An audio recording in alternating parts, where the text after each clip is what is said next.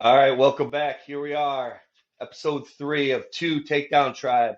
We have some very special guests here today. Some gentlemen that have crossed paths with each other much as a family, as this wrestling family can do. Some origins and Cornell circles and the wrestling family. And just in this New York, Pennsylvania area, they've crossed paths many a times and just unique gentlemen. We have two doctors here with us, and a D1 coach, a junior college national champion, a world team member, and all in between. Pennsylvania semifinalist back in his day, and a place winner on the podium. Just depends how we label those. But we have, in no particular order, Dr. Eric Knowles, the current Waverly superintendent here in our hometown in upstate New York. What I consider maybe the best administrator in all of the Northeast, maybe in all the land, definitely in Waverly anyway. Um, yeah, yeah. Agreed, agreed. How much does Right. he pay you to Well, say that? the You just money's slide in him a my Venmo? pocket. Yeah, the Venmo hit here this morning.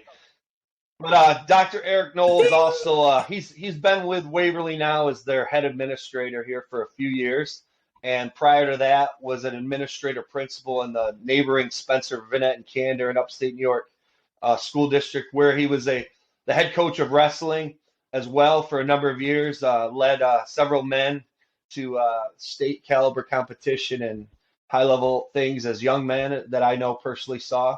And before that, in his heyday, he was an Athens Wildcat here in the local Pennsylvania New York Valley. Was a esteemed wrestler there, even getting to the point of semifinals in Pennsylvania. And did a couple years at Drexel at D1 as he did his studies and competing in the room there at Drexel, which is a formidable program, always around for years now, down there in Philadelphia. Then we have two gentlemen that are doing big things on the wrestling world and the D1 level now. We have newly head coach of one full competitive season, maybe two off seasons under his belt, and that is Coach Nate Carr Jr. is with D1 Davidson, North Carolina, down in the Lake Norman, North Carolina area. Prior to that, he was an assistant coach with Lock Haven. And prior to that, he was training and was a coach in the Finger Lakes Wrestling Club in the Cornell umbrella family. And in his day, competitively, he was a junior college national champion, 2-year starter at Iowa State. Comes from a legacy family where his father and his young brother is currently competing. David Carr, and of course, we'll discuss that a little bit here. And he's at Iowa State now. And in his day, he was a over 200 match winner in Georgia and was a high level competitor on the national scene in USA Wrestling. And then we have Dr. Enoch Francois, just a little bit off frame.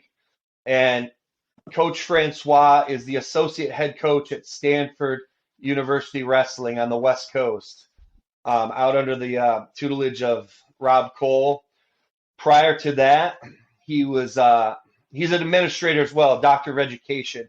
So he had been doing some things in the Florida area, giving back to the youth with the Buffalo Stampeders Wrestling Club, coaching and some degree of the staff at the Villages Charter School, and just giving back and always connected to wrestling that.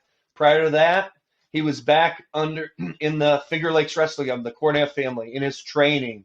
And, he was just in that circle of giving back to the youth, the kids in the area, the team, training with guys, training himself because he's been um, a world team member or on the ladder, at least in USA Wrestling, both on Greco and freestyle sides. Prior to that, he was at Cal Baptist. Is that correct, Doc? In your time as a Yep, Division yep, II, very competitive wrestler, national finalist, I believe, right? Yeah. yep, And yep.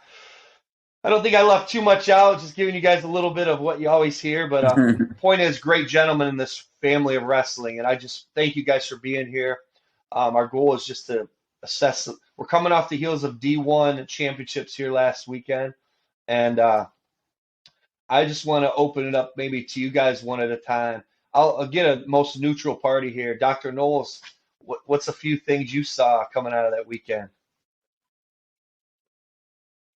I just thought it was a great weekend of wrestling, right? Like, I mean, watching The 133-pound match surprised me a little bit, right? With Vito, uh, David's match, heartbreaking watching him classy, on the sideline, staying around and cheering guys on, and just listening to the kids after they were done, win or lose, like just the class and the level of leadership that's coming through these Division I programs. Like I was just super blown away and proud.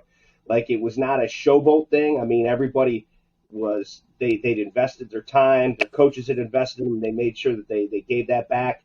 The kids that had religion, really spoke highly about how that was a huge motivator for them and keeping them moving.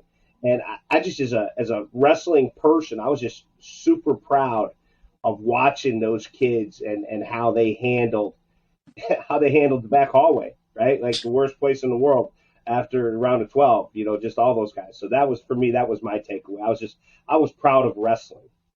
And I think that's a big piece Yes, as an sir. educator. I know it's always the week after, being a competitor or coach, everyone's exhaling, licking their wounds physically or mentally, all the above. And I know in that sense, Coach Carr is limited on time. So we'll touch base on him in a couple of topics before he has to go on some much needed time away here. He's on a schedule for travel. Coach Carr, I know that probably I'll put out to you. We'll touch on Davidson in the future here in a minute, but being in the family, you were there to support your brother. You all wanted to see the top of the podium. He's been there before, but it's tough. Everybody's good. That weight, I think any casual fan like myself, anybody talking knew it was probably the deepest weight of so many national champs, so many talented kids.